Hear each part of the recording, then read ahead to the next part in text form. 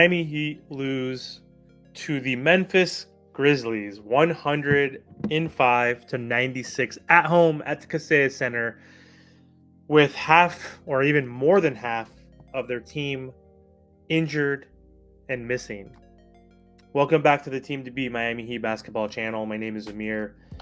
Before I get into this shitty recap today, I just want to thank everybody for their continued support. I'm on my path to 600 subscribers, and I'm actually getting very close. So just want to thank everybody for subscribing to the channel. If you could please subscribe to the channel, it would mean a lot to me. So thank you so much for the support.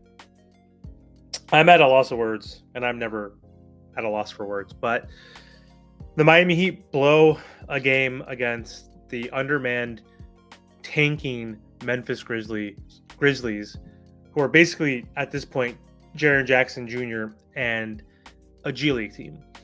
And this was the fourth straight game that the Heat have lost, but also the fourth straight game that we've scored under 100 points. So our offense is horrendous right now. It's terrible. It's anemic. We have no spacing. Ball movement doesn't look great. Passing has not been efficient or crisp. Not finishing at the rim, shooting like shit from three, shooting like shit from everywhere, honestly, right now. We're just not getting good looks. We're not playing good team ball. And, since Jaime Jaquez has been out, we're 1-4 in those 5 games. And it's crazy to see how much impact a rookie can have on this rotation and roster. But, man, I can't be the only one that's missing Jaime Jaquez Jr. right now, which is kind of wild to say. But, yeah, man, overall, super disappointed in this game. I don't even know where to begin. I know the Heat basically had their second worst first half. Again, this was their second time where they scored 42 or below. So 22 in the first quarter, 20 in the second quarter. Turned it up a little bit, kind of made it a closer game. It was a close game all throughout the first half. But, we played a little bit better in the second half, shot a little bit better, improved our percentages, but it didn't matter. We still lost. It was Terry Rozier's debut. He came off the bench tonight, which is not shocking. And he played okay. He didn't shoot the best, but, jitters possibly and just trying to fit in on a new team. No excuse of losing just because we only lost one piece, Kyle Lowry, who's been playing like horseshit the whole season. Not the whole season, but just the past few weeks or so. But it's not like we added 3 different pieces or lost 3 different guys. We lost one guy who's been coming off our bench. And I don't want to blame it on Terry because I think he played fine, just shot it inefficiently. But he showed signs that he is the player that we desperately need. I think he was playing a little more passive, trying to fit in with his new teammates, passing the ball a lot. He got to the rim a decent amount of times, and I think he missed like 3 or 4 layups, like hard drives. But he got to the cup and wasn't able to finish, unfortunately, tonight. If he made a few of those, his stat line would have looked a little bit better. But he had some good layups in the paint, driving past some bigs like Tillman, Williams on the Grizzlies. So not too bad of a debut, but overall didn't impact winning. Jimmy was not there, taking, 9 shots before he got elbowed in the face and got a bloody nose. Luckily, I thought he might have got elbowed in the chin or lip or eye and he was going to need stitches. But either way, Jimmy was absent tonight, took 10 shots again. Like, we need you to take more shots, honestly. You don't have to take the most shots. We can distribute those now that we have Terry. Tyler's going to most likely take the most shots. But can't blame Tyler Hero on this game. Heat Nation, a lot of people do talk crap on Tyler, and he played fine, but just overall as a team, it's just super embarrassing to lose to this Memphis Grizzlies team. Like, honestly, I can't even name half these players. Like, everybody's out, even including Derrick Rose, who's old as hell now at this point. But you have obviously Jaw out for the season. You have Desmond Bane, who's been out for a while, and now you have Brandon Clark, who's out, and then you have Marcus Smart, who's out. Forget about that. You also have, who else do you have out? I don't even know. Brandon Clark. You have so much, endless list of players. All we had was Jaquez out, basically. And we just weren't able to get it done. Like, you can't lose to this Memphis Grizzlies team who's basically just tanking. Like, and I know Trent from the Miami Heat roundtable was talking about this could be a dangerous game before we even got Rozier, because they have nothing to lose, and a team that has nothing to lose is going to play as hard as they possibly can, harder than you would on a game in January, right? So it was tough. Like, these guys are trying to play for contracts. They're two-way players. Vince Williams is pretty impressive, man. He's been averaging 17 points per game. He had like 20 something this game, like hit 4 for 4 from 3, got to the cup. He's a good player, man, but still he's a G leaguer, and they were just killing our point of attack. Just dribble, penetration, getting to the cup, and scoring on us and hitting a bunch of threes. All they were doing was shooting like a million threes, but they shot a pretty high percentage, it seems like. And that was one of the big reasons why we lost, obviously. But our offense is just, it's been horrible in the month of January. We've gone ice cold. The last 2 months, we're averaging 114 points per game. Now we're down to like 100 and can't even break 100. We had 86 points in a game in 2024. Like, unreal that we're just shooting so poorly. Oh, God, dude, we need another move. So, made videos about the Heat getting Terry, obviously, and then talking about how we need to do one more move. And honestly, like, I don't want to blame Caleb because he played pretty good off the bench today and hit some big threes in the fourth quarter for us. But he might be our biggest asset that we can move realistically. Like, I don't know what we can honestly do, but do we need to shake up the lineup and get someone like maybe a Sadiq Bey type guy who's a Miami Heat killer? Or reports came out saying that the Heat were interested in who was it? Royce O'Neal and like Finney Smith from the Nets. Like, I don't think that's a huge move, honestly, and if they're similar players to like Caleb and Haywood, but maybe we need to insert and inject new players to hype us back up and give us some more energy and passion, I guess. But I don't even know if that makes sense, man. Like, I like Caleb. He's been playing good when he's been available. Just, I don't know how you lose to the Memphis Grizzlies at home, man. Like, we were talking about this again on the round table, that the Heat are going to have a tough schedule in the next week and a half or so. I know we have Boston tomorrow on TNT, so hey, we get a primetime game, and watch Jimmy Butler fucking step up and shoot 18 shots because he wants to show out against the Celtics and like on national TV, which would be frustrating because he's just been super passive and as Martell likes to say, load managing in a game. So not only does he load manage for injuries, or lack there of injuries at times, but he's load managing in games, taking 10 shots, not being aggressive when he needs to be, and helping us when our offense has been stagnant. So let's see, we're playing Celtics tomorrow, so that's going to be hard on a back-to-back, just coming off 4 losses to shitty teams. Magic aren't shitty, but still, like, and we only beat the Nets by 1 in overtime. So the last win that we had that was meaningful was against the Hornets, but the Hornets are horrible. So lost to the Raptors, the Hawks, the Magic, now the Grizzlies, and so we're playing the Celtics. And then Saturday we're going to be playing at New York, so that could be a tough out. And then come back home Monday, play the Suns, not going to be easy. Kings, not going to be easy. And then the Wizards, Trent said we might even lose that game, honestly. And at this point, I wouldn't be shocked. Then we go back and play the Clippers, Magic, who we've barely beat twice.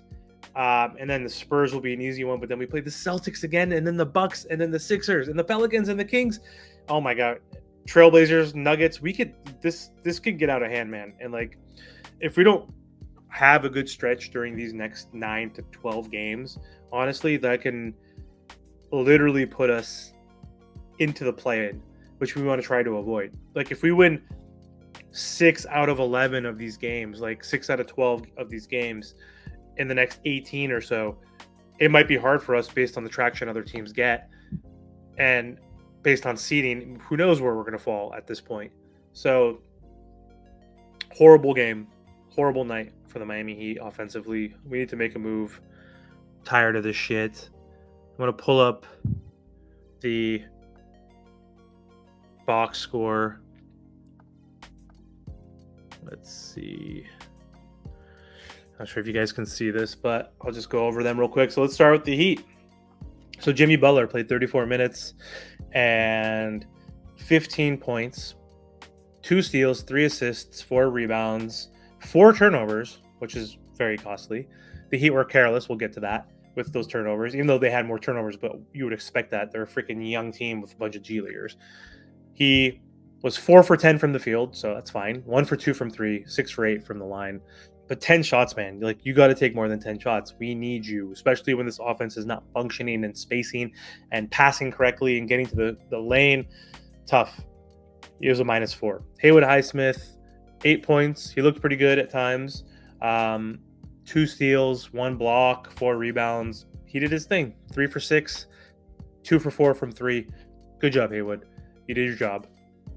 The others did not. Bam Adebayo did fine, but he's been inefficient and up and down of late. He did something, though, that no other franchise player has ever done, which is he got 15 points, 15 boards, 6 assists, and 6 blocks. So kudos for you, Bam, in a losing effort. Who gives a shit about stuff like that when you lose to a team that you should have won against at home?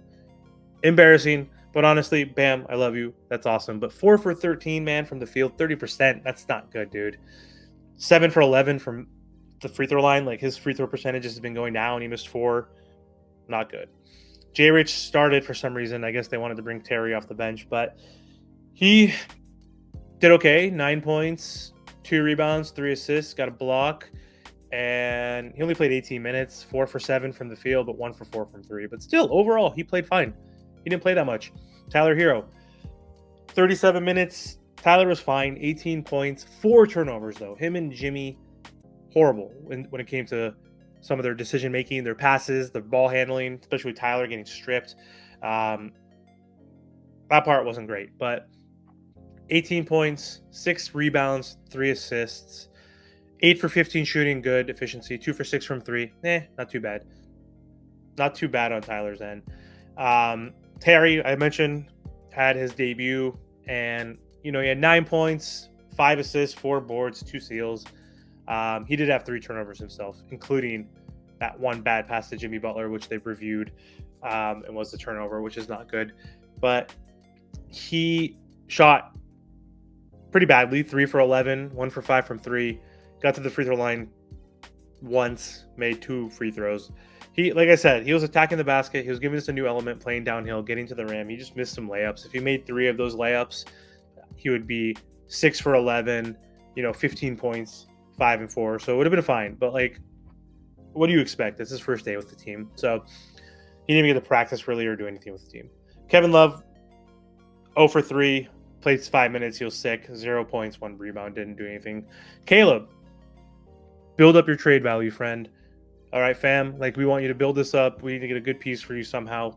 Even though I don't necessarily want to trade him, but I just feel like we need to make some sort of move. And he's probably the only tradable person right now at this point, packaged with some of our scrubs like Thomas Bryant or Jay Rich or whoever, Orlando Robinson, if people are willing to take those guys. But 15 points, 1 assist, 4 rebounds, 2 steals, 1 block, 4 for 8 from the field, 3 for 4 from 3, 4 for 4 from line, man. He played great off the bench. Can't complain. And Duncan freaking Robinson, dude, 7 points, 3 rebounds, no assists, 2 turnovers, 3 for 9 from the field, 1 for 5 from 3. Hit his first 3 in the fourth quarter and hit 3,